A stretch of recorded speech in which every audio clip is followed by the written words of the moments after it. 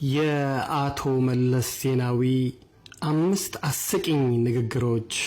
አንደኛ፣ ጋዜጠኛው የአዲስ አበባ ስታዲየም ለምን በዘመናዊ መልክ አይታደስም?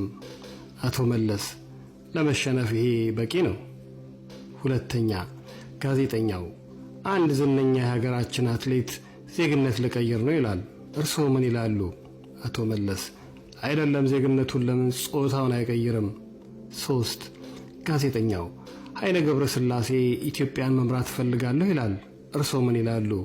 አቶ መለስ እግር ጭንቅላት አይሆንማ። 4 ቴዲ አፍሮ እስር ቤት እያለ ስለ ጤንነቱ ጋዜጠኛዋ ጠየቀቻቸውና አቶ መለስም እንዲህ ሲሉ መለሱ፣ ቴዲ እስር ላይ ሆኖ ቢታመም እንኳን ከ17ቱ መርፌ አንዱን ይወጋል፣ ጨለመብኝ ካለም ላምባዲናውን ያበራል። 5 ጋዜጠኛ ኢትዮጵያ ውስጥ ለማኝ የበዛው ለምንድን ነው? አቶ መለስ ሰጪው ስለበዛ ነው፣ ምን አዲስ ነገር አለው ያሉት እናስታውሳለን። ከተወደዳችሁና የተከበራችሁ ወደ ሀገሬ ልጆች ከወደዳችሁት ላይክ አድርጉት። በያላችሁበት የዓለም ዳርቻ ሁሉ ሰላማችሁ ብዝት ትረፍርፍ ይበልልኝ። አዱገነት ነበርኩ። ላቭ ዩ ጋይስ ባይ